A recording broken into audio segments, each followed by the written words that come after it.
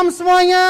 Welcome United Family. Selamat datang di United Community Church Zoom Service. Oke, tentunya seperti biasa kami perlu mengecek apakah suara kami dari tempat ini bisa didengar dengan baik di tempat Bapak Ibu Saudara semua. Boleh Bapak Ibu Saudara tolong berikan digital reaction ya. Oke. Udah ada Vin. Terdengar berarti keren Vin. Jempol kuning sudah menghiasi layar kita ya. Mantap. Oke, saudaraku, hari ini ada sesuatu yang berbeda. Kalau saudara lihat, jadi saudara bisa melihat tampilan layar saudara sendiri ya. Oke, so bolehkah kami meminta untuk Bapak Ibu Saudara, kalau memungkinkan, kalau berkenan, tolong dibuka videonya. Benar, kenapa? Supaya kita bisa bertatap muka. Ini yang hilang ketika pandemi terjadi, ada social distancing dan kita nggak bisa ketemu banyak orang, sehingga itu menyulitkan untuk kita bisa bertatap muka. Jadi alangkah jauh lebih baiknya Vin, kalau videonya boleh dibuka supaya kita bisa lihat. Oke. Satu kata untuk itu Koci. Tahu nggak apa satu kata? Apa? Sedap. Oke. So Bapak Ibu Saudara di rumah juga bisa melihat layar Bapak Ibu Saudara, muka tampan dan muka cantiknya. Luar biasa. Oke. So mungkin sedikit remang-remang nggak apa-apa, tapi yang saya pastikan bisa melihat. Oke. Boleh tolong di zoom sedikit? Lihat, Tony lagi ada di pantai kayaknya dia, mungkin ya. Luar biasa sekali ya. Tony ya, tapi kok aneh nggak ada anginnya. Berarti ini kayaknya cuma backgroundnya doang. Ini kayaknya lagi di Labuan Bajo ini. Habis nggak kelihatan anginnya, rambutnya tetap utuh Wah gawat ini. Berarti ternyata backgroundnya luar biasa ya. Ternyata di Zoom tuh ternyata backgroundnya juga macam-macam loh Vin, bisa diganti-ganti, keren. Oh yes. Oke saudaraku, Firmanton katakan bahwa segala sesuatu selagi di bawah matahari maka ada season. Ada musim yang baru, betul? Yes. Segala sesuatu, there is a season in everything under the sun. Betul ya Koci? That's true. Di kitab mana tuh Koci kalau nggak salah? Pengkhotbah. Pengkhotbah ya Koci? Pengkhotbah. Nah kalau saudara perhatikan hari ini juga saya dan Koci memakai sesuatu yang baru. Oke, dan di belakang kita juga ada sesuatu yang baru. Saya percaya Tuhan akan bawa kita dalam season yang baru, amin? Oke, yes. So Koci, apa nih yang ada di belakang kita nih? Ini ada logo yang baru ya, katanya new logo, new spirit. New logo, new spirit. Jadi amin. Kita ingin sekali menampilkan sebuah logo yang baru karena logo yang lama udah jadul banget ya. Jadi seringkali kita perlu rebrand supaya ada sesuatu yang baru, dan sesuatu yang baru itu memberikan juga spirit yang baru untuk kita hidupi. Wow. Oke, so sudah waktunya kita akan sama-sama memuji menyembah Tuhan. So siapkan hati saudara. Oke. Dimanapun Anda berada, pastikan tidak terganggu oleh apapun juga. Pastikan kita fokus untuk memuji dan menyembah Dia. Dan hari ini kita akan dipimpin oleh seorang yang sederhana namanya Ko Kris. Ko Kris akan memimpin kita di dalam pujian dan penyembahan. Right, oke? Siap? Ya Tuhan, Kau Bapa yang ajaib. Kami gak akan takut.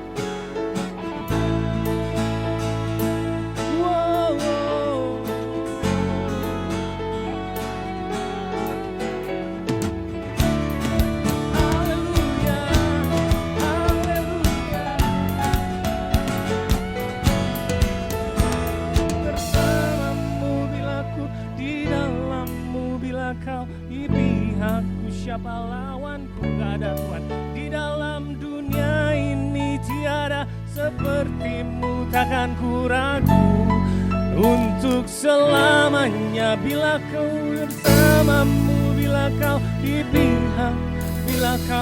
pihakku, siapa lawanku?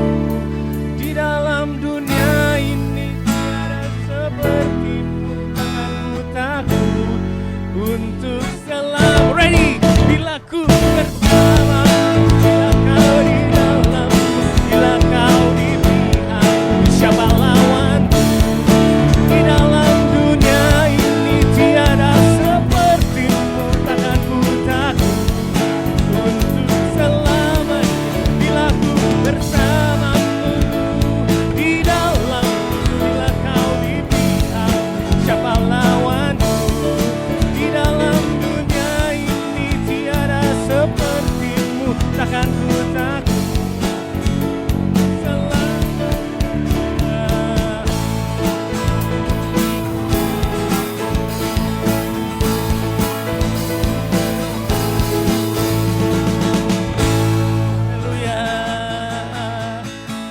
Saudara-saudara, kalau Allah kita adalah Allah yang dahsyat, Dia akan membela kita. Angkat tanganmu, katakan sekali lagi. Bila ku bersamamu, bila ku di dalammu, bila kau di pihakku, siapa lawanku? Gak ada Tuhan. Di dalam dunia ini tiada sepertimu, takkan ku takut.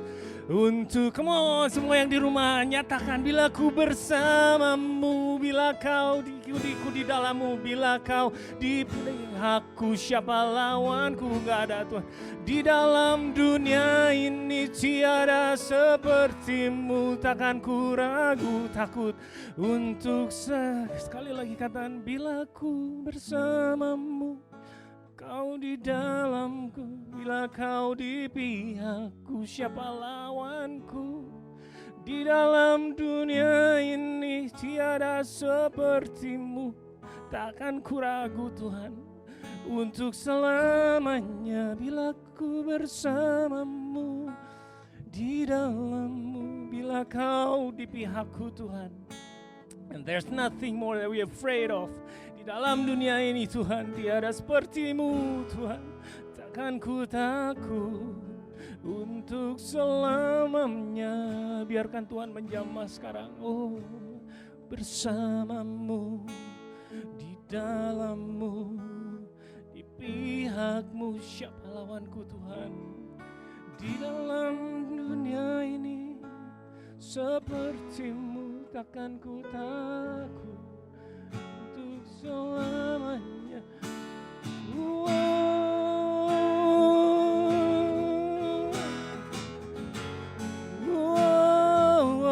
Kami punya Allah yang luar biasa dan kami mau syukuri Tuhan. Kami mau nyatakan dan kami gak takut Tuhan. Bila ku bersamamu, bila ku di dalammu, bila kau di pihakku, siapa lawanku?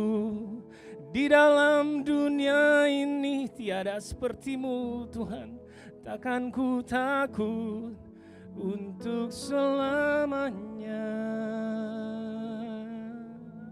Let's take a moment of silence.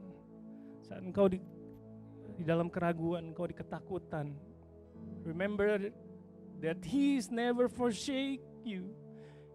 He never leaves you. Haleluya, haleluya Tuhan. Thank you Lord, thank you.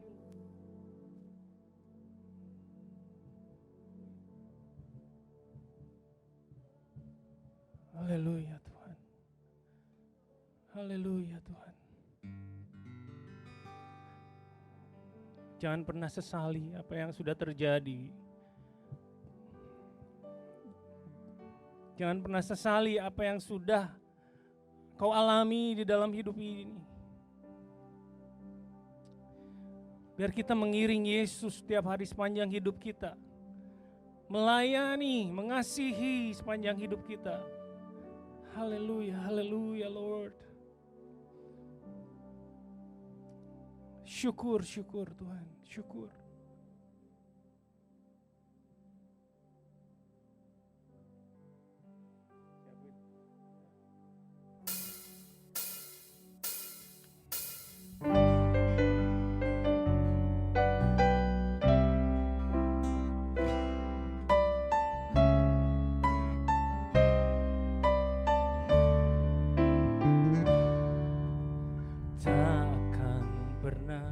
Sesali mengiring Yesus sepanjang hidupku, lewati lembah air mata, ku saksikan kemuliaan-Mu dinyatakan. Berapapun harga yang harus ku bayar, ku kan tetap setia melayani, mengasihi-Mu, mengiring-Mu sepanjang hidupku. Janji-Mu kan tetap ku pegang.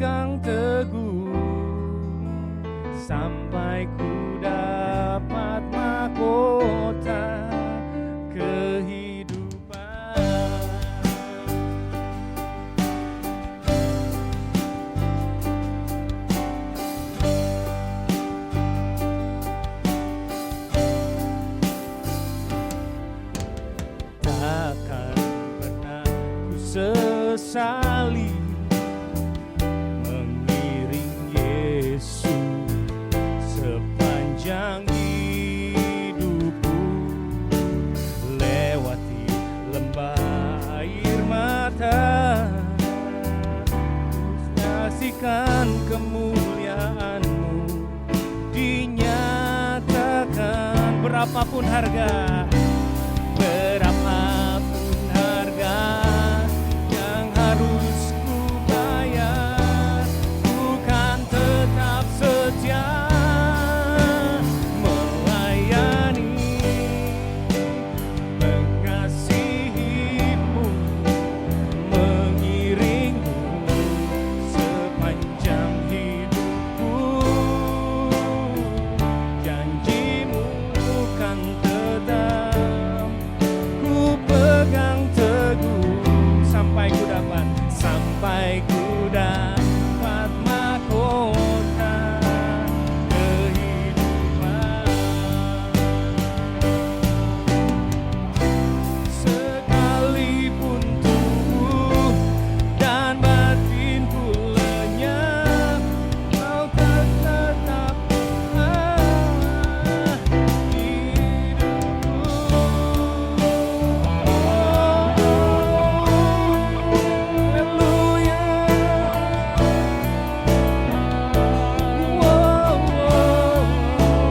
selamanya ku akan tetap setia, Tuhan, mengiring-Mu,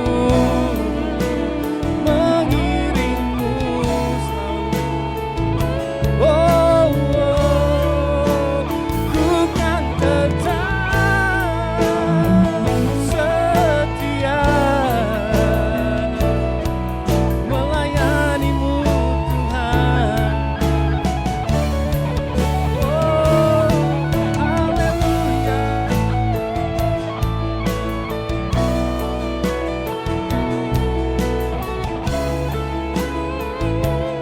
Come on, church, sing this song. Melayani, mengasihi-Mu, mengiring-Mu sepanjang hidupku. Janji-Mu kan tetap ku pegang teguh, sampai ku dapat mahkota melayani, mengasihi-Mu, mengiring-Mu sepanjang hidupku. Janji-Mu kan tetap ku pegang teguh, sampai ku dapat mahkota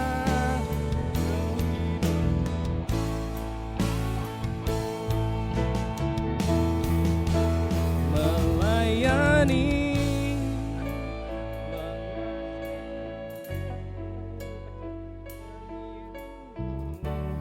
sepanjang hidupku.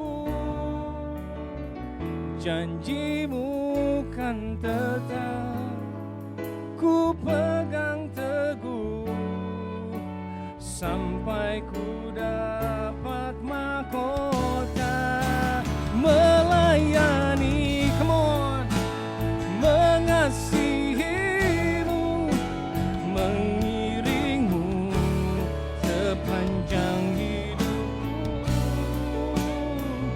Janji-Mu kan tetap ku pegang teguh, sampai ku dapat mahkota kehidupan.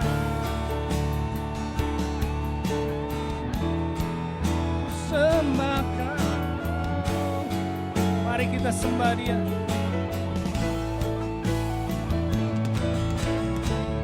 Haleluya, haleluya. Syukur Tuhan.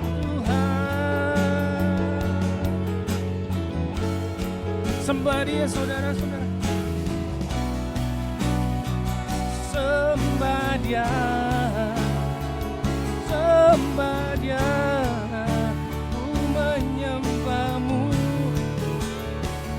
mengiringmu, oh, oh, sepanjang hidupku. Jangan biarkan roh kita diam. Mari nyatakan saat ini bahwa kemenangan di pihak kita dan iblis sudah kalah. Di atas kayu salib Tuhan sudah mengalahkan si jahat. Kita nyatakan declare that we are the winning man. Oh, oh, oh, oh, oh, Yesus, Engkaulah. Ku mau mengiringmu sepanjang hidupku. Syukur, oh,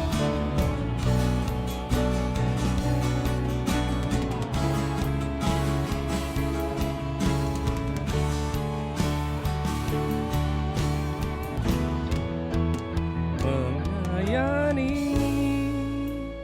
mengasihimu, mengiringmu seumur hidupku.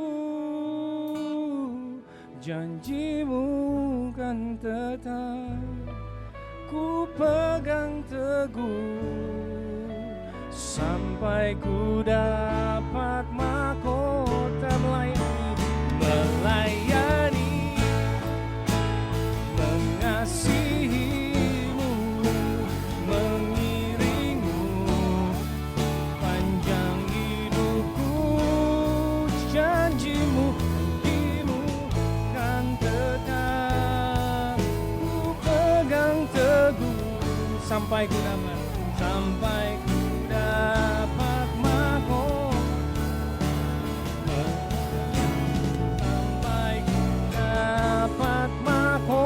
Sampai kita mendapat mahkota, sampai ku dapat mahkota kehidupan.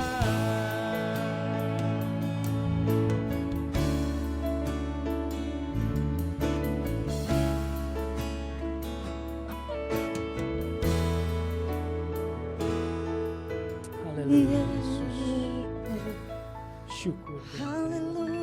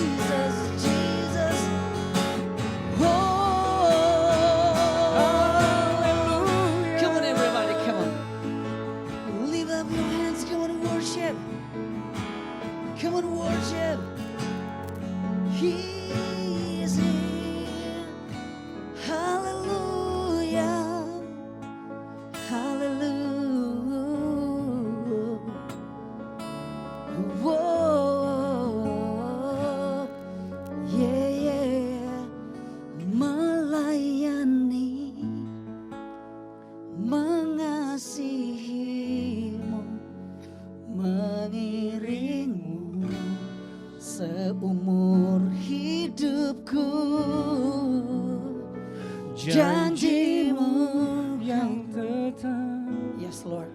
ku pegang teguh sampai ku dapat mahkota. Sampai ku dapat mahkota, melayanimu,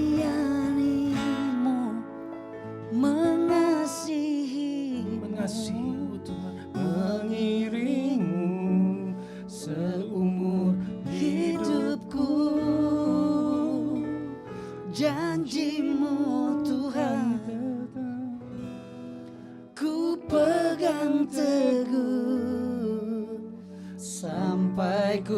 dapat mahkota. Come on. Melayani, mengasihimu,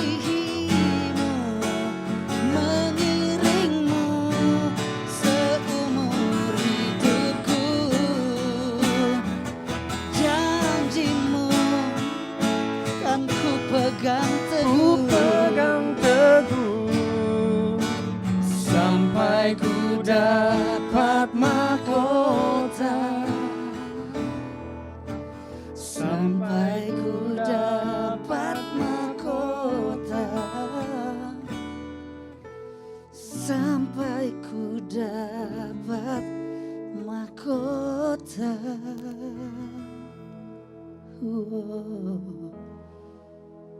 Kehidupan, oh yeah,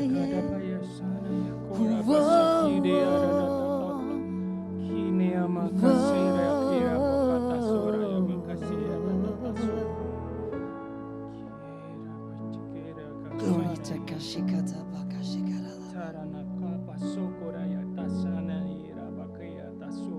Brakata Kashikata Kabrakasi.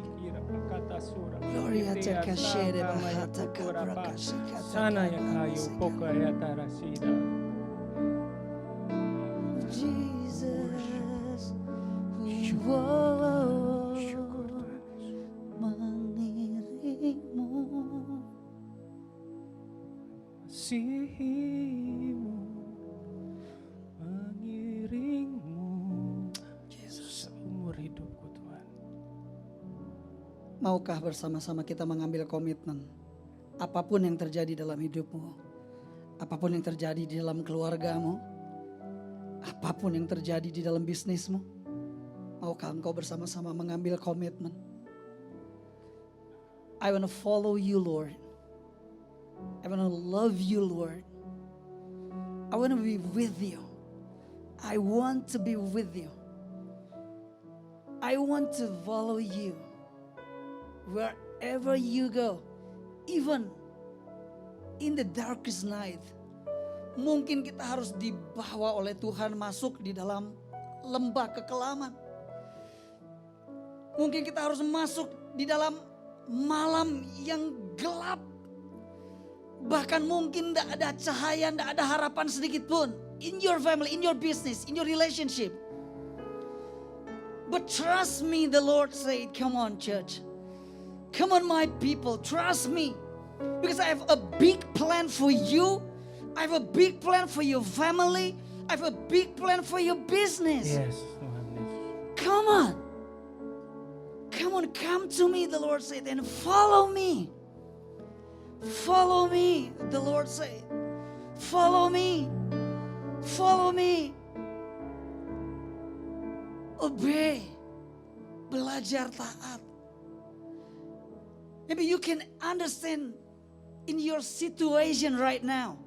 Mungkin kau nggak tahu situasi yang sedang terjadi saat ini. Why? Why? And why? Why, Lord? But God said to us, why not, my son? Because where you got a problem, there is a miracle that I can make. There is no miracle without problem. Come to me, the Lord said, and follow me. Come on, my church. Come on, my people. Do you want to follow God now? Put your hands, come on. Taruh tanganmu di dada. Bilang kepada Tuhan, mungkin engkau sudah di titik di mana saudara akan menyerah. Engkau nggak tahu lagi apa yang harus dibuat. Stuck. There is no way. You are maybe in the darkest night right now. Your family, your business. But come to me, the Lord said, come on. Come on, church. Respond. God is waiting your good response. Tuhan tunggu responmu yang baik to follow me. Sekalipun aku berjalan dalam lembah kekelaman, tapi aku tidak takut bahaya. Why? Because God is with us. God is with us. Melayani, mengasihimu Tuhan, mengiringmu sepanjang hidupku. Janjimu kan tetap ku pegang teguh, sampai ku dapat mahkota. Melayani, mengasihimu, mengiringmu seumur hidupku. Janjimu, yes Lord, ku pegang teguh, sampai ku dapat mahkota, sampai ku dapat mahkota, sampai ku dapat mahkota. Oh, kehidupan.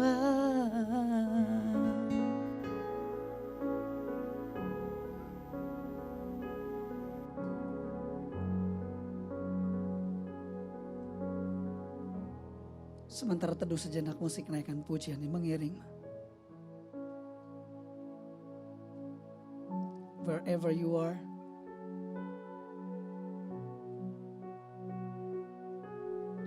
mungkin beberapa di antara saudara ada dalam perjalanan, di rumah, di tempat yang tergelap. Tetap teguh pegang janji firman Tuhan. Ikut Yesus. Salib, yes, the cross. Beberapa di antara saudara sedang pikul salib. Maybe your business adalah salibmu. Anakmu mungkin jadi salibmu. Pasanganmu jadi salib yang harus kau pikul. Istrimu, suamimu, keuanganmu, itu jadi salib. Tapi dengar baik-baik. Kalau Yesus berhenti, tidak teruskan pikul salib sampai di Golgota. We are not here, my son. Kita nggak akan ada di sini, anak-anakku.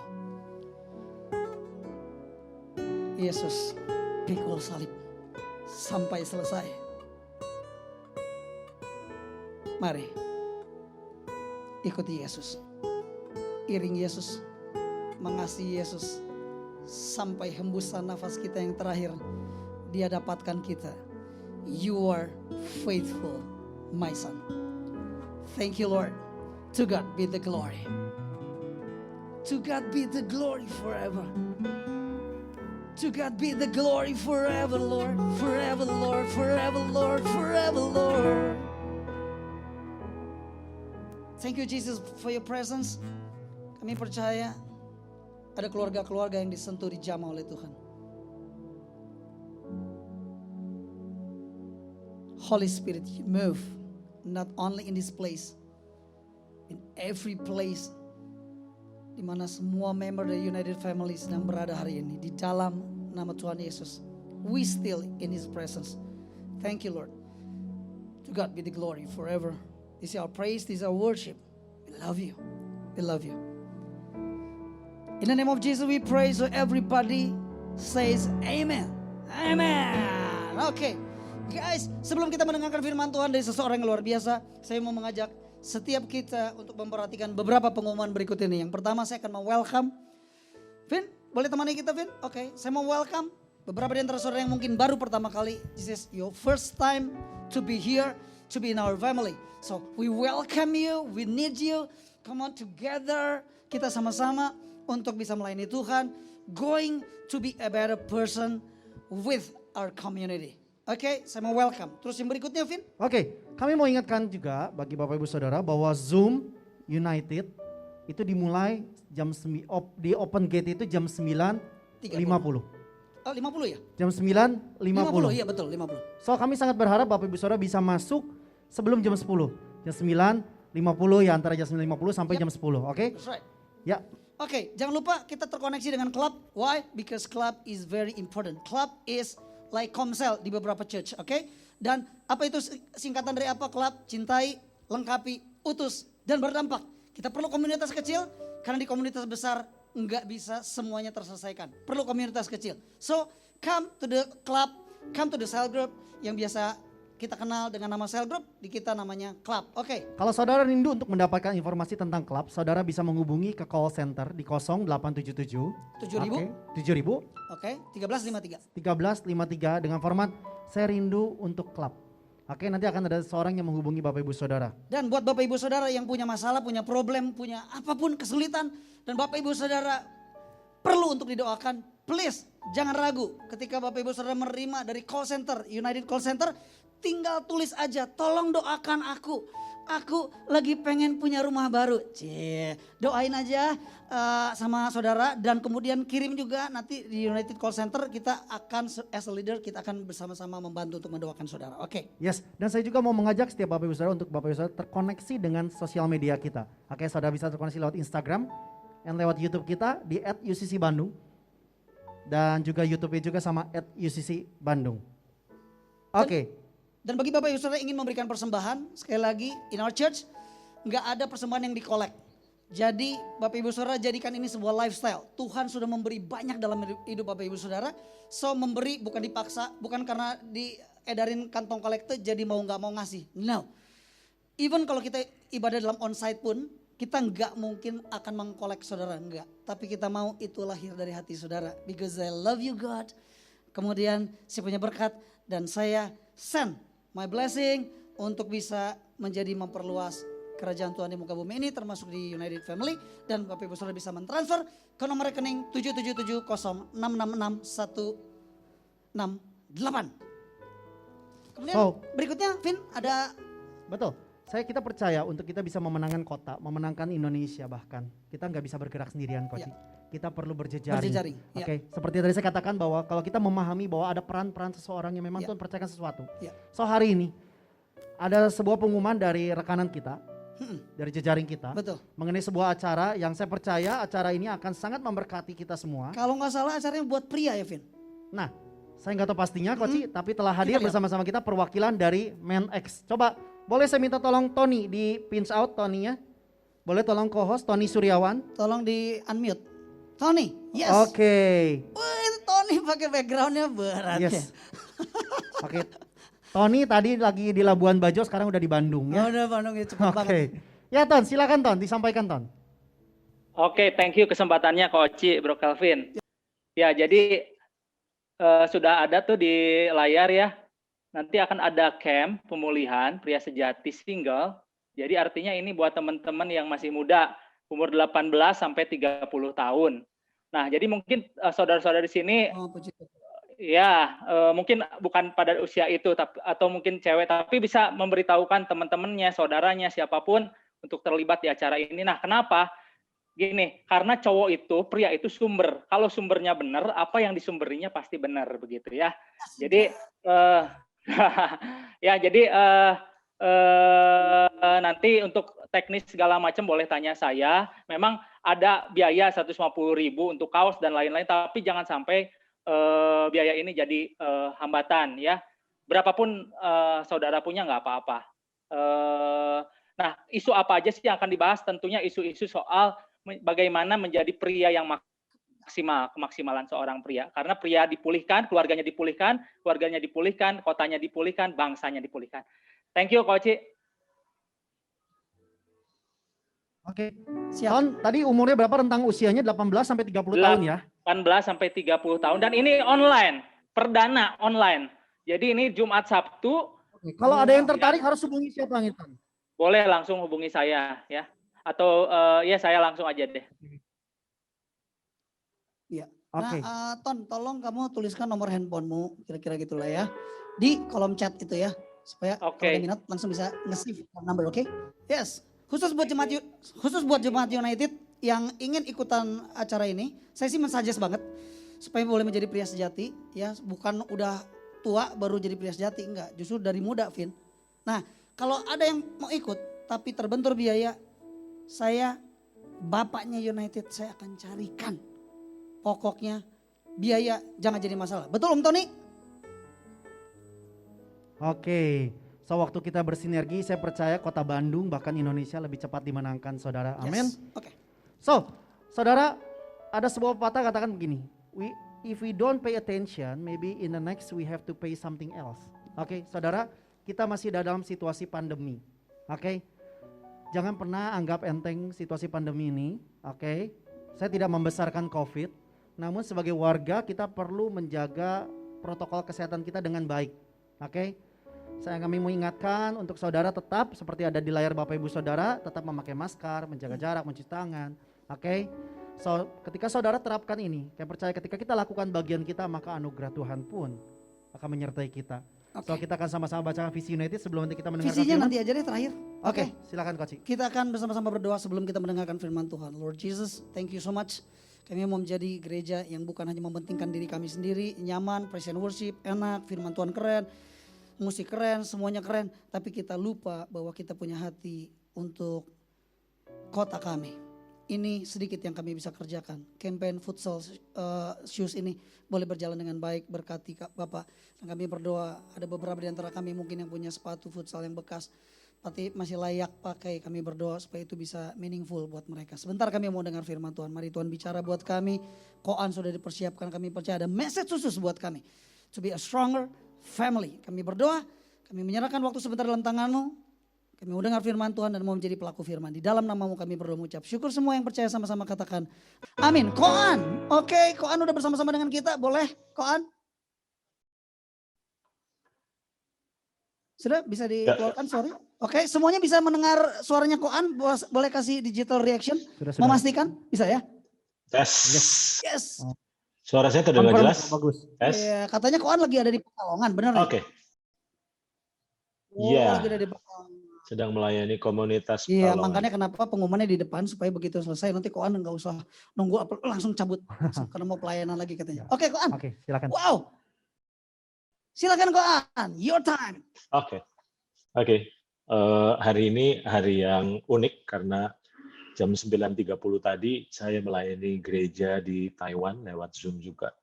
Dan benar-benar memang zaman COVID akhirnya membuat kita melampaui batas-batas ya. Dan saya yakin bahwa hari ini juga Tuhan sedang berperkara dengan kita ya. Ya, hari ini saya ingin mengajak untuk kita belajar sama-sama dari firman Tuhan tentunya. Dan apa yang sebentar saya bagikan ini adalah hal yang sekitar berapa hari lalu Roh Kudus singkapkan kepada saya. Dan saya sungguh berdoa biar ini juga boleh menjadi sebuah suara Tuhan bagi kita semua, tentu buat keluarga UCC. Nah, mengapa saya memilih judul mempertanggungjawabkan hidup? Nah, kita tentu akan belajar dari ayat demi ayat sehingga akhirnya kita bisa menangkap bahwa mengapa kita perlu memahami bahwa ternyata hidup ini perlu dipertanggungjawabkan. Nah, sebelum kita lihat beberapa ayat, saya mau ajak untuk saudara merenungkan pertanyaan saya ini. Pertanyaannya adalah, apa kira-kira yang paling menakutkan dari virus corona? Saya ulang, apa kira-kira yang paling menakutkan dari virus corona? Ternyata yang menakutkan dari virus corona adalah sebenarnya kematian yang bisa diakibatkan ketika kita terjangkit virus corona. Nah, setelah saya melihat fenomena yang terjadi, maka ada hal yang saya dapatkan bahwa ternyata pandemi COVID-19 ini sebenarnya menyadarkan saudara dan saya bahwa kita ini bisa mati kapan saja. Dan kita bisa kehilangan orang yang kita kasihi kapan saja. Saya ulang, bahwa sebelum COVID-19 ini mungkin selama kita olahraga, selama kita check up dan kita melihat bahwa hasilnya baik, maka kita ngerasa bahwa kita bakal berumur panjang. Tapi ternyata sebenarnya pandemi COVID-19 ini menyadarkan kita bahwa sebenarnya kita bisa mati kapan saja ternyata. Saya diperhadapkan pada sebuah fakta-fakta di mana ada orang-orang yang sehat, sebenarnya suka olahraga, tapi ternyata akhirnya ketika tertular COVID-19 ini, akhirnya mereka nggak bisa bertahan hidup dan akhirnya mereka mesti pulang. Itu sebabnya ketika saya renungkan, maka saya menyimpulkan bahwa pandemi ini sebenarnya menyadarkan bahwa kita bisa mati kapan saja, dan bukan hanya itu, tapi kita bisa kehilangan orang yang kita kasihi kapan saja. Sekarang, kira-kira menurut saudara adalah apakah dan adakah yang lebih menakutkan daripada kematian? Saya ulang, kira-kira apa sih sebenarnya yang lebih menakutkan dari kematian? Atau adakah yang lebih menakutkan dari kematian? Nah, ketika beberapa hari lalu, sementara saya sedang berolahraga, maka ada hal yang saya dapatkan bahwa ternyata seharusnya ada yang lebih kita takutkan daripada kematian, yaitu kehidupan yang useless. Saya ulang, seharusnya ada yang lebih kita takutkan daripada kematian. Karena apa? Karena sebenarnya ada yang lebih menakutkan dari kematian, yaitu kehidupan yang useless. Dan selama ini ada banyak sekali orang percaya yang fokusnya pada kematiannya, padahal sebenarnya ada yang lebih penting dari kematian, yaitu apakah kehidupan kita useful atau kehidupan kita ini useless gitu. Nah, ketika saya renungkan statement ini, Tuhan ingatkan ayat ini. Di dalam Ibrani pasal 9 ayat yang ke-27, ternyata ayat ini adalah ayat yang mungkin kurang populer, ayat ini adalah ayat yang kurang kita sukai bahkan, tapi ini adalah merupakan kebenaran yang kita harus terima. Dalam Ibrani pasal 9 ayat yang ke-27, firman Tuhan berkata, dan sama seperti manusia ditetapkan untuk mati. Jadi ternyata ada kabar yang kurang enak didengar oleh kita, bahwa sebenarnya setiap kita ini ditetapkan untuk mati, saudara. Yang membedakan adalah waktunya kapan, itu yang beda. Caranya kita meninggal itu yang beda. Tapi setiap kita ditetapkan untuk mati. Dan ayat ini lanjutnya berkata bahwa hanya satu kali saja, dan sesudah itu dihakimi. Makanya tadi saya katakan ayat ini adalah ayat yang kurang populer, karena ternyata ayat ini kok bukan membawa penghiburan, tapi membuat kita berkata, waduh ini ayat-ayat yang mengintimidasi. Tapi saya berharap ayat ini bukan ditangkap sebagai ayat yang mengintimidasi, tapi ayat yang menjadi warning, peringatan buat kita.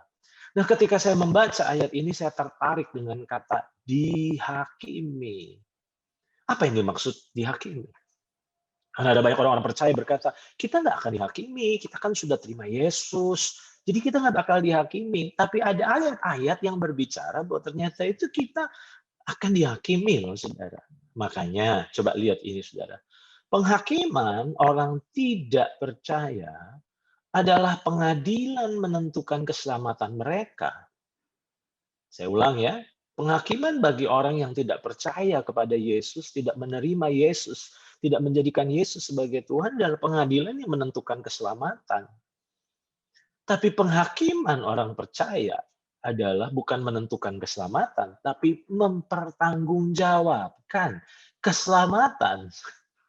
Saya berharap kita punya pemahaman ini, bahwa penghakiman kita yang akan kita hadapi bagi orang percaya bukan menentukan keselamatan kita, tetapi mempertanggungjawabkan keselamatan kita. Dari Roma pasal 14 ayat 10 dan ayat 12 saja. Coba saudara perhatikan PowerPoint berikut ini. Di dalam Roma 14 ayat 10, ayat 12. Coba saudara perhatikan. Ayat ini berkata, sebab kita semua, tidak ada pengecualian. Tidak ada yang dikecualikan. Sebab kita semua. Nah, Paulus sedang berbicara kepada jemaat Roma yang percaya kepada Yesus. Jadi bukan kepada non-believers, tapi Paulus sedang berbicara kepada believers, bagi orang percaya. Jadi ayat ini bicara bahwa sebab kita semua, yaitu orang percaya, harus menghadap tahta pengadilan Allah. Jadi kita ini harus menghadap tahta pengadilan Allah. Untuk apa? Ayat 12.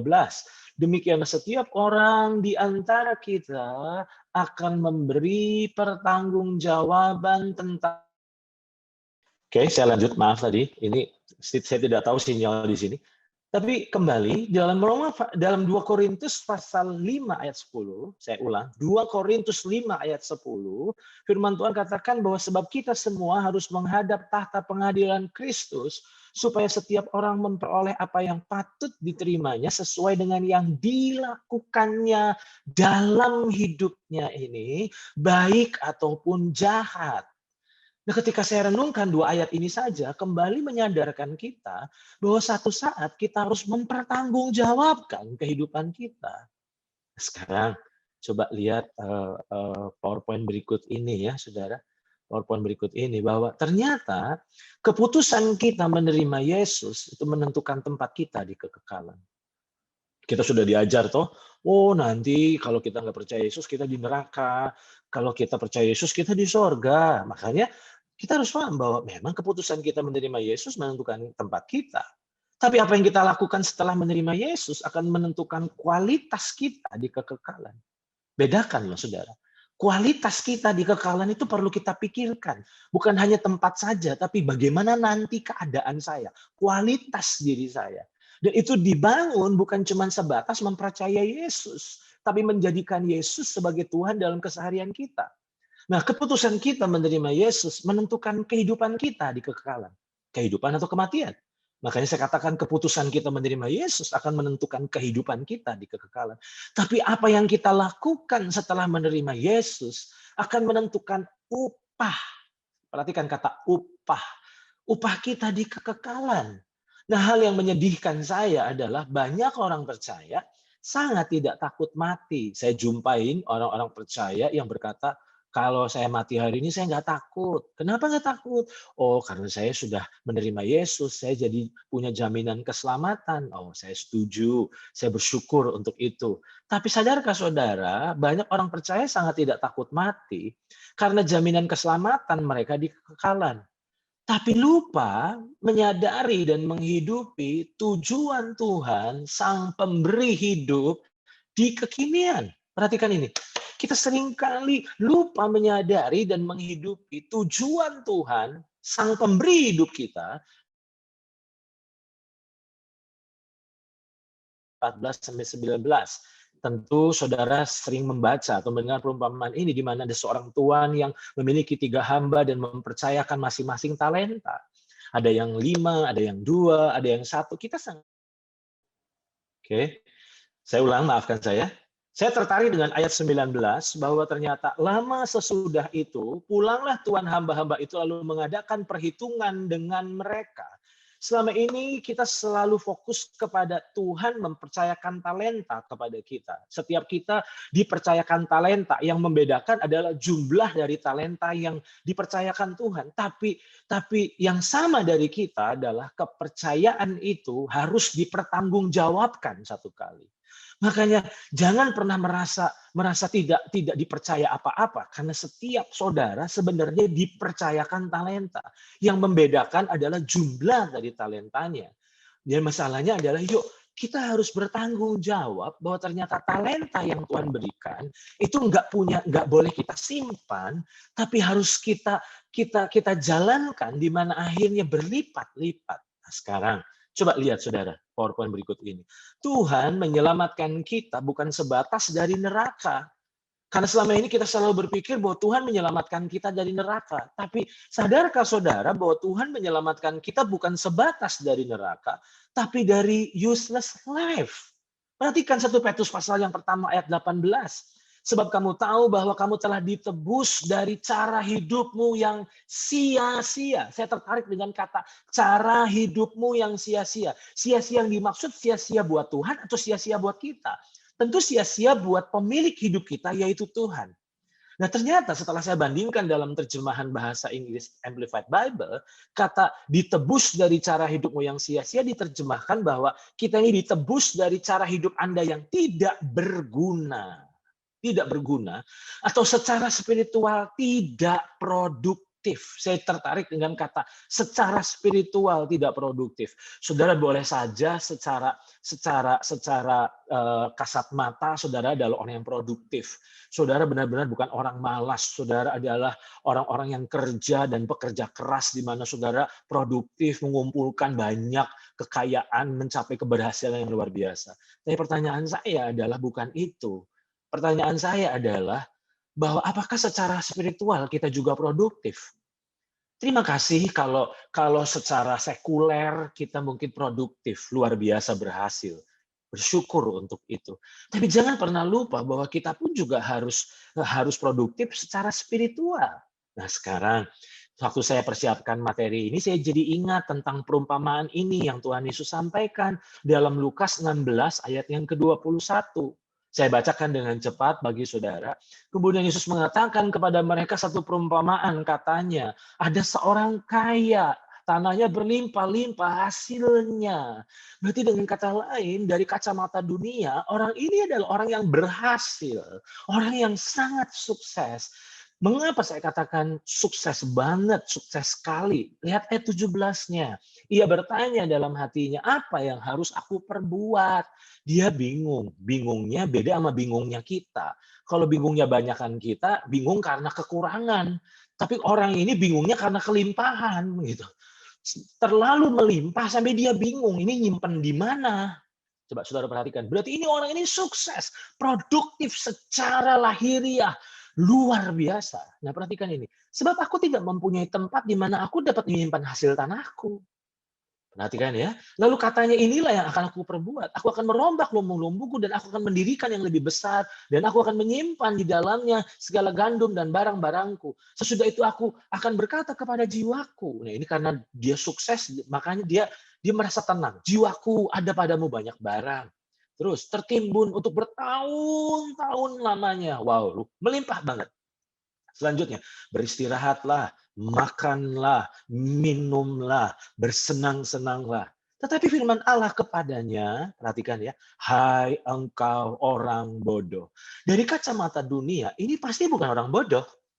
Dari kacamata dunia, ini pasti orang luar biasa dihormati karena dia adalah seorang yang kaya raya dan sangat sukses, konglomerat boleh dibilang. Tapi ternyata yang ironis di mata Tuhan, ternyata dia adalah orang bodoh, saudara. Itu sebabnya terima kasih kalau menurut kacamata dunia kita orang pintar, orang luar biasa berhasil. Tapi jangan pernah lupa bahwa apakah kita juga berhasil di mata Tuhan. Karena firman Tuhan berkata, hai engkau orang bodoh, pada malam ini juga jiwamu akan diambil daripadamu. Dan apa yang telah kau sediakan, untuk siapakah itu nanti? Demikianlah jadinya dengan orang yang mengumpulkan harta bagi dirinya sendiri.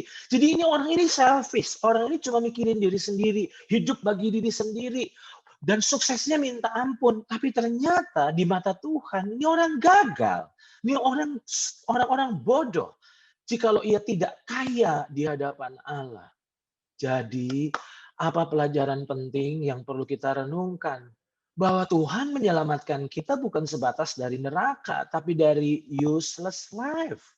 Perhatikan, bagaimana dengan satu tokoh ini, yaitu Salomo. Belajarlah dari kehidupan satu orang ini. Pengkhotbah 2 ayat 11 berkata, ketika aku meneliti segala pekerjaan yang telah dilakukan tanganku. Ingat, pengkhotbah ini ditulis bukan Salomo waktu masih muda, tapi ketika dia sudah tua.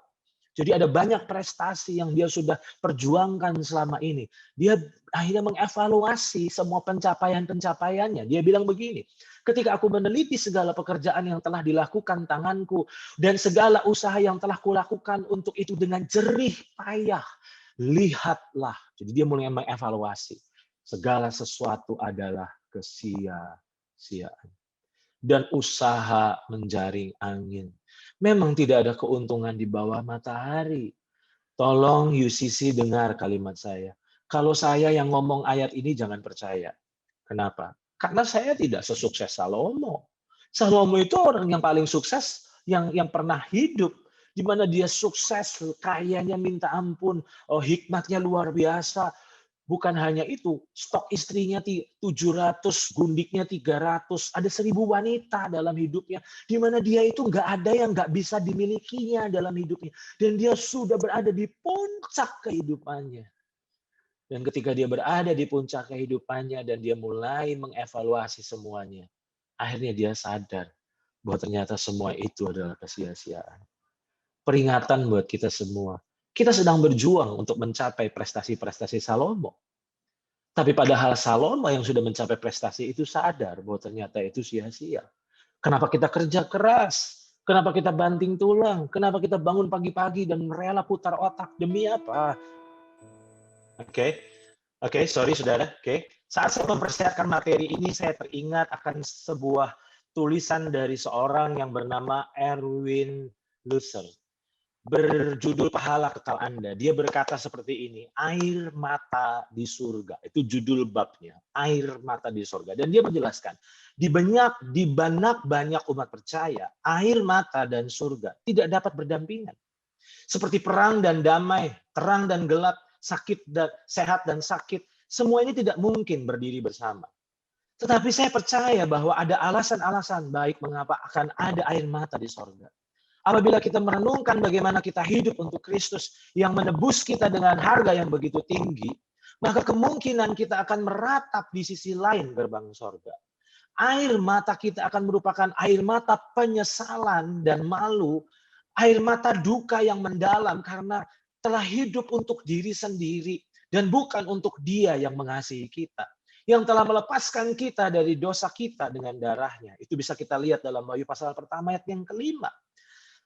Erwin berkata bahwa barangkali kita tidak akan pernah berhenti menangis di surga jika Tuhan sendiri tidak datang dan menghapus air mata dari mata kita.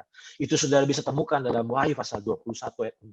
Saya sungguh berdoa supaya setiap kita nanti nggak mengalami ini. Di mana ketika kita nanti menghadap Tuhan dan ketika mulai kita lihat kehidupan kita, di situ kita menyesal. Apa yang menjadi penyesalan kita? Karena selama kita hidup, kita cuma hanya menikmati keselamatan, tapi kita nggak pernah menyadari bahwa ada tanggung jawab, ada sebuah tugas yang sebenarnya Tuhan sedang persiapkan untuk kita selesaikan selama kita hidup di dunia ini. Iblis ternyata memakai kebutuhan di kekinian kita. Demi apa? Demi terus menguras energi dan waktu kita. Saya ulang, iblis memakai kebutuhan di kekinian kita demi terus menguras energi dan waktu kita untuk mempersiapkan dan membangun kekekalan kita. Iblis tanpa sadar telah menjebak kita dengan mengejar uang, mengejar uang, mengejar uang, mengejar uang. Demi apa? Demi kita bisa mempersiapkan masa depan kita. Demi apa? Demi akhirnya kita bisa punya tabungan untuk mempersiapkan masa depan kita 10 tahun, 20 tahun yang akan datang. Itu bijak, itu baik. Tapi kita lupa bahwa ternyata ada masa depan yang kita perlu persiapkan yang lain, yaitu masa depan kita di kekekalan. Dan seringkali kita sudah habis-habisan. Energi kita udah habis, waktu kita udah habis. Untuk apa? Untuk hanya terjebak mengurus kekinian kita sampai lupa mempersiapkan kekekalan kita. Pernahkah kita mencari tahu apa yang menjadi tujuan Tuhan saat memberi kita hidup? Pernahkah saudara bertanya, untuk apa sih Tuhan nyelamatin saya? Oke, karena Dia mengasihi saya. Tapi apakah ada tujuan dan harapan Tuhan saat Dia menyelamatkan saya? Paulus adalah seorang yang menangkap makna hidupnya. Filipi 1 ayat 22 berkata, tetapi jika aku harus hidup di dunia ini, itu berarti bagiku bekerja memberi buah. Dalam terjemahan firman Allah yang hidup dikatakan, apabila hidup akan memberi lebih banyak kesempatan, bukan untuk memperoleh uang sebanyak-banyaknya, tapi apabila hidup akan memberi lebih banyak kesempatan untuk membimbing orang kepada Kristus. Kembali, jangan cuma hanya terjebak mensyukuri keselamatan, menikmati keselamatan, terbuai dengan keselamatan, sampai kita lupa bahwa ada tanggung jawab saat kita diselamatkan. Ada satu contoh dalam Alkitab yang menjadi sebuah cermin buat kita, jangan sampai kita akhirnya jatuh ke titik orang ini hampir saja jatuh. Siapakah dia? Dia adalah Esther. Kalau saudara baca dalam Esther pasal 2 ayat yang ke-17, Esther itu adalah seorang yatim piatu. Papa mamanya meninggal dan dia hidup bersama pamannya. Berarti dia ini benar-benar hidupnya pahit. Ya. Dan ternyata dia mendapat favor yang luar biasa dalam ketika Raja Ahasveros mengadakan kontes kecantikan untuk mencari pengganti Wasti. Akhirnya singkat cerita, Esther terpilih. Esther akhirnya terpilih menjadi juaranya lah dalam tanda petik. Dia mendapat favor yang luar biasa dan akhirnya dia hidup di istana. Tapi apa yang terjadi? Esther hampir saja lupa bahwa ternyata ada maksud Tuhan ketika dia ada di istana. Ada maksud Tuhan di mana dia bisa memenangkan kontes, di mana banyak sekali kompetitornya akhirnya berhasil dia kalahkan dan dia yang terpilih. Dari mana kita tahu? Ketika Haman berusaha untuk membinasakan bangsa Israel. Di situ Mordekai akhirnya memberi pesan kepada Esther yang berada di istana untuk menghadap raja, memperjuangkan nasib bangsanya. Tapi Esther berkata kepada Mordekai, waduh ini bisa bahaya. Karena nggak bisa sembarangan datang menghadap raja kalau nggak dipanggil. Kalau ada orang datang menghadap raja kalau nggak dipanggil, itu bisa dihukum mati. Makanya Esther berkata, jangan deh, ini bahaya, ini membahayakan nyawa saya. Tetapi Mordekai mengingatkan Esther bahwa, hey, jangan enak-enak ya, jangan senang-senang ya. Mordekai menyadarkan Esther bahwa sebenarnya ada tujuan Tuhan sampai Esther itu dapat favor.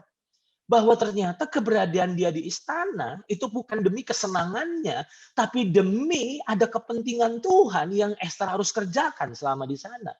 Nah, lihat PowerPoint berikut ini. Kasih karunia yang dialami oleh Esther bukanlah laki, tapi merupakan duty dari kerajaan. Saudara nangkep maksud statement saya ini? Esther itu bukan mengalami keberuntungan, tapi Esther itu mengalami penugasan. Kenapa sampai Tuhan susupkan dia sampai akhirnya berada di istana? Demi bukan supaya cuma mengangkat derajat dan mengubah nasib Esther, tapi lewat keberadaan dia di istana, Esther akan dipakai oleh Tuhan untuk menjadi agen kerajaan Tuhan, di mana menyelamatkan bangsanya. Banyak orang percaya hampir tergoda seperti Esther, di mana nasib kita udah diubah, kita udah diangkat Tuhan, kita dapat favor, di mana ada banyak orang susah, kita kok ngalami kemudahan demi kemudahan. Ada banyak orang cari uang susah, tapi kita kok kayaknya, berkat mengalir dengan luar biasa. Sampai-sampai akhirnya kita lupa diri, bahwa kita nganggap itu keberuntungan. Padahal sebenarnya itu bukan keberuntungan, tapi itu adalah penugasan. Perhatikan PowerPoint berikut ini. Pernahkah kita berpikir mengapa Tuhan mengaruniakan keselamatan sebagai anugerah? Sementara banyak orang-orang yang tidak percaya Yesus, mereka harus berjuang untuk selamat. Mereka harus berjuang mati-matian, dan itu pun gak ada kepastian, saudara. Tapi sementara kita, begitu kita terima Yesus, maka Yesus menjamin keselamatan kita. Sadarkah saudara, kenapa kita dianugerahkan keselamatan? Menurut saya, demi energi kita dapat dialokasikan untuk mengerjakan bukan keselamatan kita, tapi kepentingan Tuhan di dunia ini. Demi mengubah perjuangan bagi diri sendiri, sehingga akhirnya energi kita dan waktu kita alokasikan untuk berjuang bagi kepentingan kerajaannya. Nah, mungkin saudara bertanya, apa sih yang menjadi kepentingan Tuhan? Apa sih yang menjadi keinginan Tuhan? Apa sih yang jadi panggilan Tuhan dalam hidup saya? Saya mau katakan, nggak perlu doa puasa untuk ngerti panggilan Tuhan.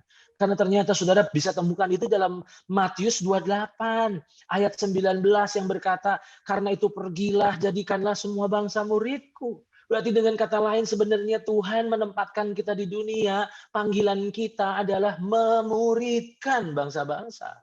Nah, banyak orang perlu dikelirkan menurut saya. Pemuridan adalah bukan sebatas memberitakan tentang Yesus, tetapi membimbing pribadi tersebut untuk hidup sebagai murid Kristus, yang akhirnya mereka dapat melakukan yang sama pada pribadi yang lain. Karena ada banyak orang berkata kepada saya, saya kan sudah cerita tentang Yesus, saya sudah bersaksi tentang baiknya Tuhan. Tapi itu bukanlah pemuridan. Karena pemuridan nggak cukup cuma cerita, promosi tentang Yesus. Tapi memastikan untuk orang itu terima Yesus. Dan setelah terima Yesus, kita tempel mereka, kita dampingi mereka, kita bimbing mereka. Untuk apa? Untuk terkoneksi dengan Tuhan, hidup sebagai murid Kristus. Dan pada akhirnya mereka dimotivasi oleh kita untuk melakukan yang sama juga kepada orang lain. Nah, hari ini pertanyaan saya bagi saudara, sudahkah saudara memuridkan sungguh-sungguh? Karena itu adalah amanat agung bagi kita. Perhatikan saudara, Efesus pasal 5 ayat 15-17, saya pikir akan menjadi sebuah bahan perenungan bagi kita. Karena itu perhatikanlah dengan seksama bagaimana kamu hidup. Kita seringkali memperhatikan dengan seksama bagaimana orang lain hidup. Padahal Tuhan mau kita memperhatikan dengan seksama bagaimana kita hidup. Jangan seperti orang bebal, tapi seperti orang arif. Dan pergunakanlah waktu yang ada, karena hari-hari ini adalah jahat. Sebab itu janganlah kamu bodoh. Tuhan katakan ini. Jangan bodoh, tapi usahakan supaya kamu mengerti kehendak Tuhan. Saya mau katakan kepada saudara, seharusnya Ada yang lebih kita takutkan daripada kematian, yaitu kehidupan yang useless. Saya akan tutup dengan ini.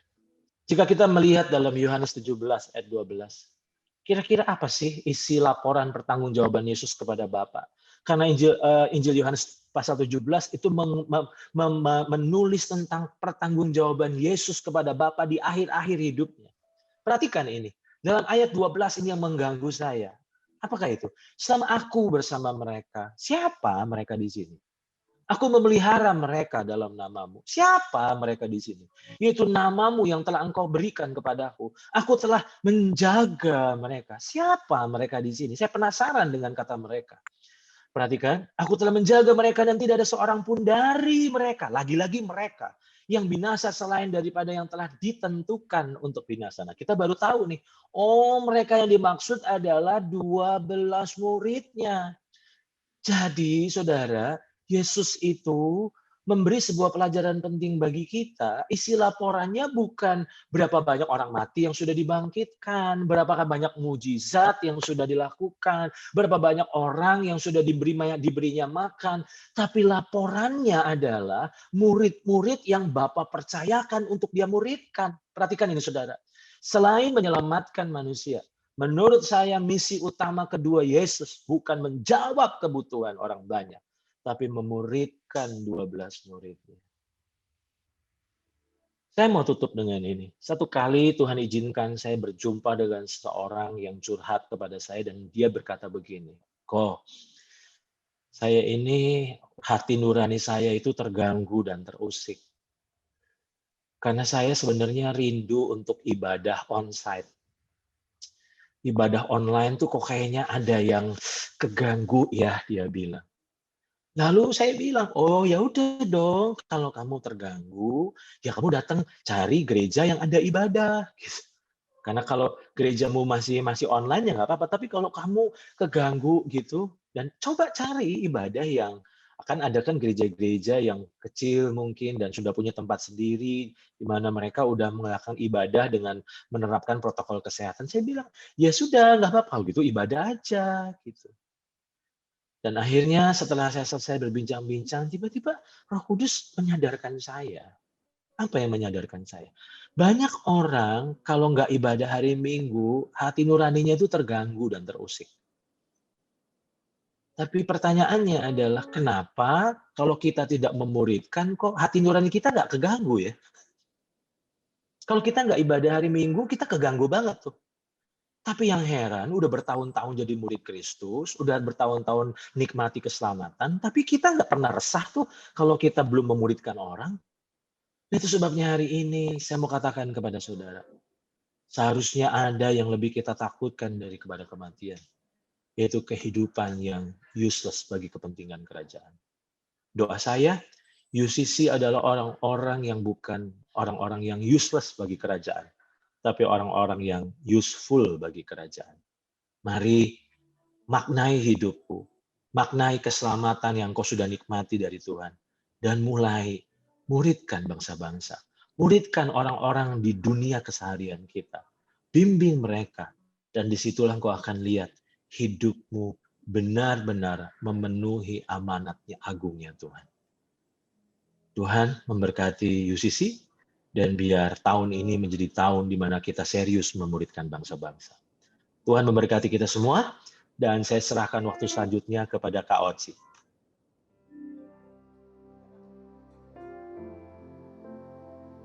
Kita akan melakukan perjamuan kudus. Siapkan roti dan anggur. Saudara, bagi Bapak Ibu Saudara yang mungkin tidak memiliki roti dan anggur, Bapak Ibu Saudara bisa mengambil biskuit atau mungkin sesuatu yang bisa saudara makan. Dan untuk anggur, bagi Bapak Ibu Saudara yang mungkin terbatas, Bapak Ibu Saudara bisa mengambil air putih pun gak apa-apa. Yang penting ini hanya lambang saja. Tapi kita teduh sejenak di hadapan Tuhan. Mari kita renungkan betapa kasih Tuhan dalam hidup kita. Luar biasa. Dia setia. Dia pikul beban, dia pikul salib sampai mati di kayu salib. Itu gak mudah. Saya percaya bahwa penderitaan kita yang kita alami untuk tetap setia dengan keluarga, tetap setia di dalam menjalani seluruh kehidupan kita itu nggak mudah. Tapi belajarlah, kalau Yesus aja nggak menyerah, mengapa kita harus menyerah? Glory takashikaralaba takabashikaralaba. Oh yeah. Ku hidup oleh anugerah-Mu, yang terbaik ku terima dari-Mu. Rancangan-Mu indah bagiku, sebab ku hidup selalu di dalam-Mu.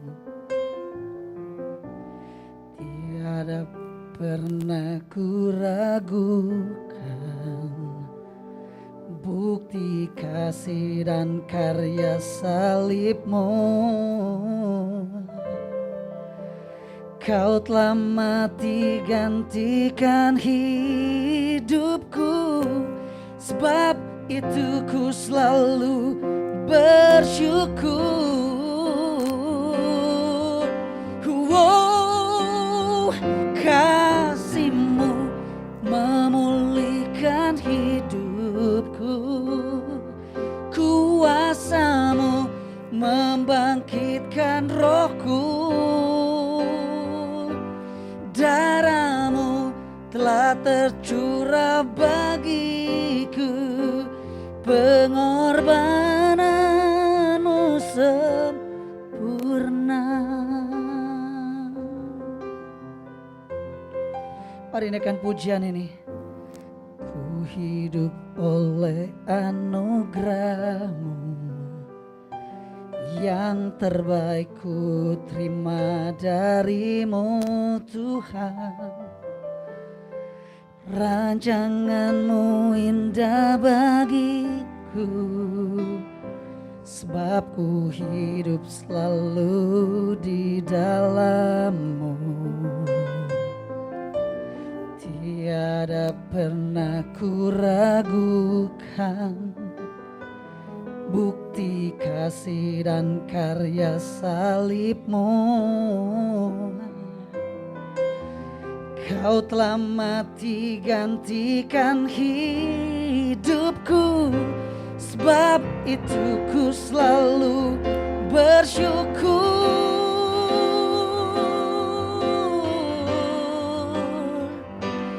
Kasih-Mu memulihkan hidupku, kuasa-Mu membangkitkan rohku.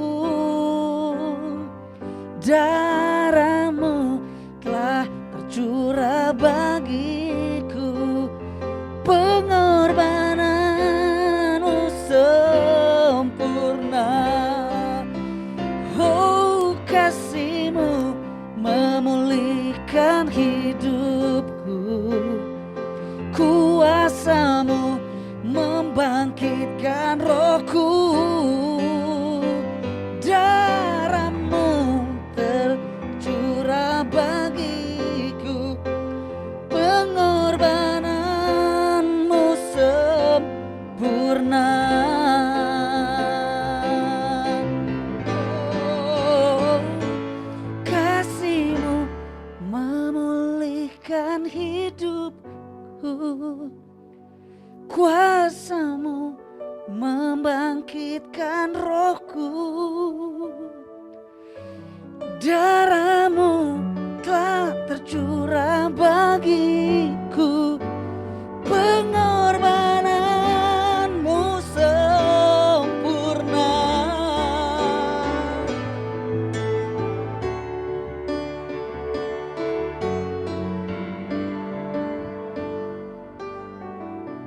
Yesus, thank you Lord. Makasih buat pengorbanan.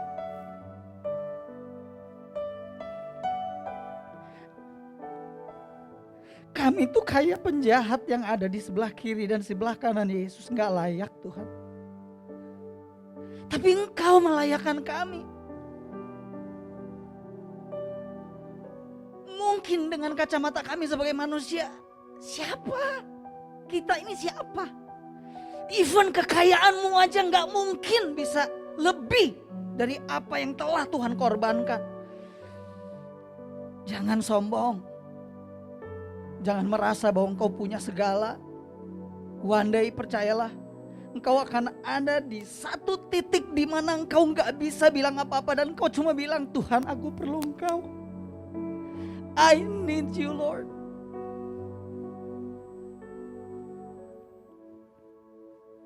Percayalah.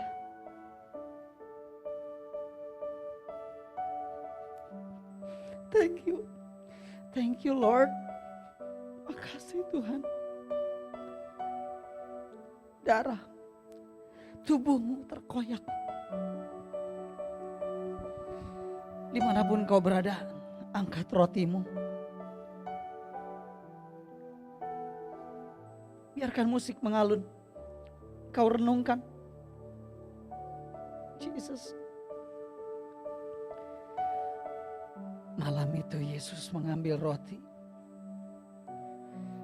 Memecah-mecahkannya kepada murid-muridnya. Dan dia membagi-bagikan roti itu. Karena waktunya sudah dekat. Karena waktunya sudah dekat. Dia harus pergi meninggalkan murid-muridnya. Dan malam itu dia berkata, inilah tubuhku.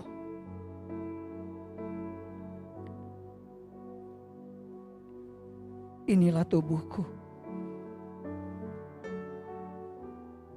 yang terpecah bagimu. Hidup bukan cuma untuk diri sendiri.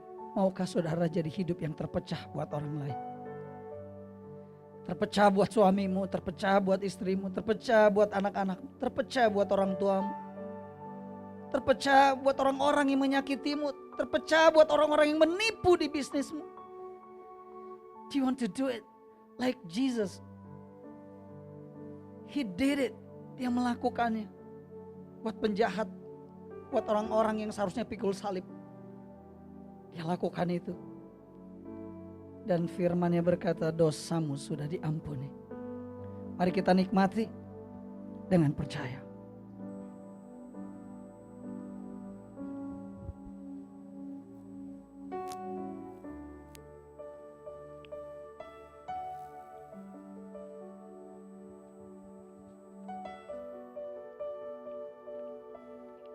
Thank you, Jesus.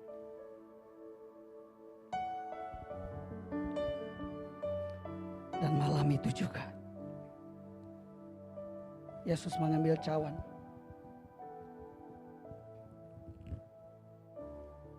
Dia berkata, inilah darahku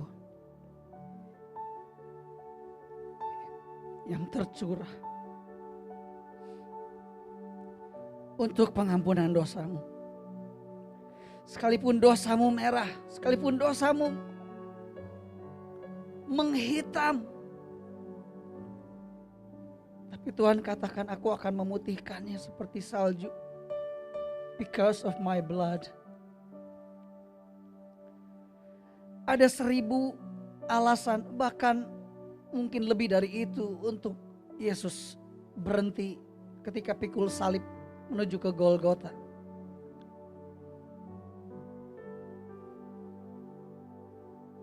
Ada 1000 alasan.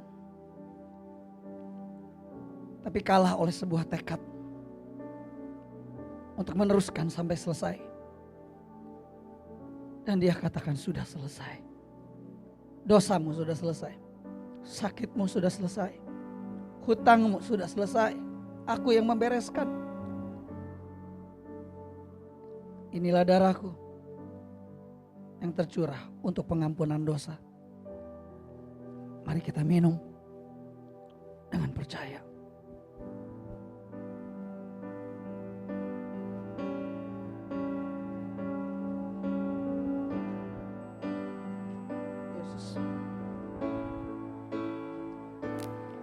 Kasih-Mu memulihkan hidupku, kuasa-Mu membangkitkan rohku. Darahmu telah tercurah bagiku, pengorbananmu sempurna. Oh, kasihmu. Sama-sama naikkan pujian ini. Nikmati hadiratnya, nikmati kuasanya. Dimanapun engkau berada, yang sakit disembuhkan. Engkau yang punya hutang, percayalah dibereskan oleh Tuhan di dalam nama Tuhan Yesus. Semua yang putus asa diberikan semangat yang baru. Engkau yang capek, engkau yang lelah, engkau yang mau menyerah diberi kekuatan baru. Karena kekuatan bukan darimu, tetapi dari Tuhan. Haleluya, haleluya. Kuasamu membangkitkan rohku. Darahmu telah tercurah bagiku, pengorbananmu sempurna, pengorbananmu sempurna, pengorbananmu sempurna.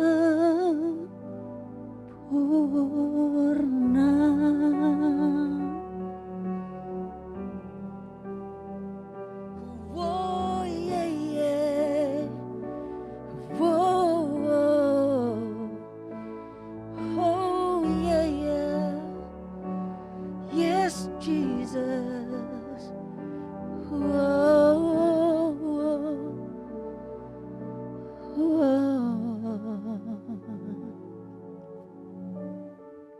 Terima kasih buat tubuh dan darahmu.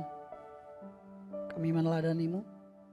Terima kasih buat segala yang telah engkau anugerahkan di tangan kami untuk dinikmati. Kami menikmatinya. Why?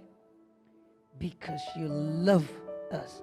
Because you love me so much. Thank you for your love, Lord. Thank you for dying on the cross to prove your love to us.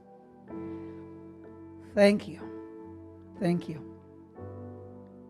Thank you, Jesus. Di dalam namamu kami berdoa, kami mengucap syukur. Yang percaya sama-sama katakan, amin. Oke Bapak Ibu Saudara, ada satu pengumuman tambahan. Kelvin, boleh silakan Kelvin sampaikan pengumumannya. Oke, kita bersyukur kita bisa dengar firman hari ini. Thank you Koan. Oke saudaraku yang kasih dalam Tuhan.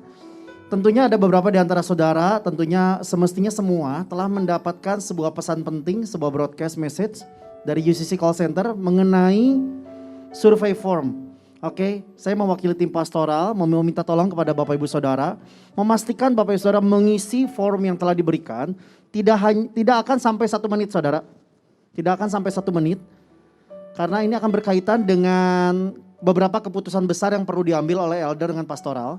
So besok, elder dengan pastoral akan meeting, oke. So pastikan saudara mengisi dan pastikan saudara submit hari ini supaya datanya besok pagi boleh keluar. Karena apa? Karena kembali besok pagi Kauci dengan tim pastoral akan meeting untuk mengambil keputusan yang terbaik bagi kita semua. Supaya keputusan yang diambil ini boleh komprehensif berdasarkan data dari seluruh jemaat yang ada. So sekali lagi pastikan saudara menolong kami untuk saudara meluangkan waktu saudara hanya 1 menit untuk mengisi form yang telah di broadcast lewat UCC Call Center. Oke, lalu yang kedua, nanti saudara juga akan di broadcast oleh UCC Call Center mengenai background Zoom. Oke, karena kita sementara ini masih online. Oke, so saya sendiri mau mendorong untuk kesamaan kita tidak beragam background Zoom-nya untuk bisa punya kesamaan semuanya, kesatuan, unity. Oke, saudara bisa mengganti background Zoom Anda dengan desain yang akan kami sebarkan nanti lewat broadcast message. Ada 2 desain, yang satu bentuk landscape, yang satu bentuk portrait. Yang portrait itu buat handphone saudara, yang landscape itu buat laptop. Oke, saudara bisa searching, browsing cara mengganti virtual background-nya lewat googling. Oke, sangat berharap sekali waktu kita bertemu jumpa di Zoom, semua background-nya boleh sama. Oke, di situ ada 3 poin yang kita memang hidupi tahun ini, yaitu online church, stronger family, and heart for the city. Itu saja dari kami. Kita akan membacakan visi bersama-sama, visi dari United untuk mengingatkan kita dimanapun kita berada bahwa kita punya misi dan kita punya visi. Alright, oke, saya minta boleh bantu untuk menampilkan visi United dan kita akan membacanya bersama-sama. 1, 2, 3. Visi United. Menjadi keluarga ilahi yang memuridkan bangsa dan membapai generasi untuk menghadirkan kerajaan Allah di muka bumi. Amin. Angkat kedua tangan saudara, kita akan menerima berkat dari Tuhan. Pulang jadilah berkat. Karena hidupmu tercipta bukan untuk dirimu saja. Tapi hidupmu tercipta untuk menjadi berkat bagi orang lain. Aku memberikan rohku kepadamu, kata Tuhan. Aku menyertaimu sampai kepada akhir zaman. Tapi jangan lupa ada perintah Tuhan. Pergi jadikan semua bangsa muridku. Dimanapun kau berada, engkau telah menerima message ini. Teruskan, muridkan, bapai mereka untuk menghadirkan kerajaan Allah di muka bumi. Dan jangan lupa, jadi keluarga yang ilahi, bukan jadi keluarga yang biasa. Keluarga yang ilahi. Terima kasih Bapak, kami sudah menerima pesanmu. Di dalam namamu kami berdoa, kami mengucap syukur. Semua yang percaya sama-sama katakan Amin. amin. Happy Sunday United Community. Kasih-Mu memulihkan hidupku, kuasa-Mu membangkitkan rohku, darah-Mu telah tercurah bagiku, pengorbanan-Mu sempurna.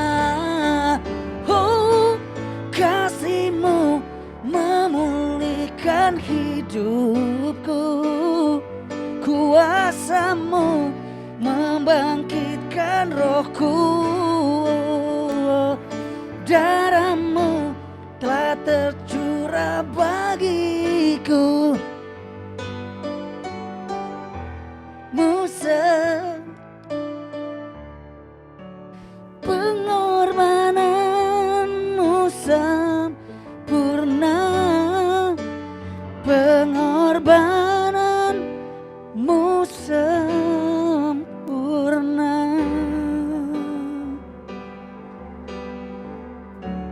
Okay, happy Sunday, God bless you.